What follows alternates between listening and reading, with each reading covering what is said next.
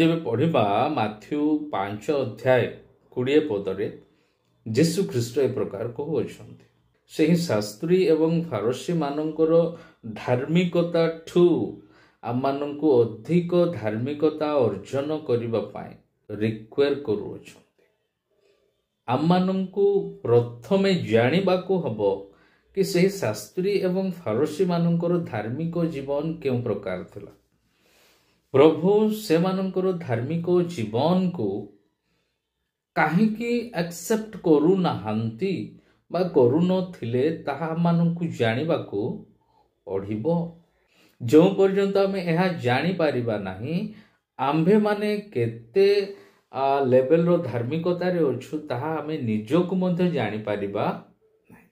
କ'ଣ ଆମମାନେ ସେ ଶାସ୍ତ୍ରୀ ଏବଂ ଫାରସୀ ମାନଙ୍କ ଧାର୍ମିକତା ଠୁ ବି ତଳକୁ ଅଛୁ, ନା ସେମାନଙ୍କ ସମାନତାରେ ଅଛୁ, ନା ସେମାନଙ୍କଠୁ ଅଧିକରେ ଅଛୁ। ଯଦି ତାଙ୍କଠୁ ତଳକୁ ଅଛି ଆମ ଧାର୍ମିକତା, ଇଟ୍ ଇଜ୍ ନଟ୍ ଆପ୍ରୁଭାଲ। ଯଦି ତାଙ୍କ ସମାନତାରେ ମଧ୍ୟ ଅଛି, ଏହା ମଧ୍ୟ ଆପ୍ରୁଭାଲ ନୁହଁ। କାରଣ ପ୍ରଭୁ କହୁଅଛନ୍ତି ତାଙ୍କଠୁ ଅଧିକ ଧାର୍ମିକତା ଆପଣମାନଙ୍କ ଠାରେ ରହିବାକୁ ପଡ଼ିବ। ପ୍ରିୟ ପ୍ରଭୁଙ୍କର ଲୋକମାନେ, ଦୟାପୂର୍ବକ ଷ୍ଟଡି କରନ୍ତୁ ବାଇବେଲ। ଫାରସୀ ଶାସ୍ତ୍ରୀ ମାନଙ୍କର ଲାଇଫଷ୍ଟାଇଲ ଉପରେ ଆପଣମାନେ ଧ୍ୟାନ ଦିଅନ୍ତୁ। ସେମାନଙ୍କର ଲାଇଫଷ୍ଟାଇଲ କେଉଁ ପ୍ରକାର ଥିଲା ଏବଂ ତାହା ଆମମାନଙ୍କ ଜୀବନରେ କେଉଁ ପ୍ରକାର ଚେଞ୍ଜେସ୍ ଆସିବ ସେହି ପ୍ରତି ଧ୍ୟାନ ଦିଅନ୍ତୁ।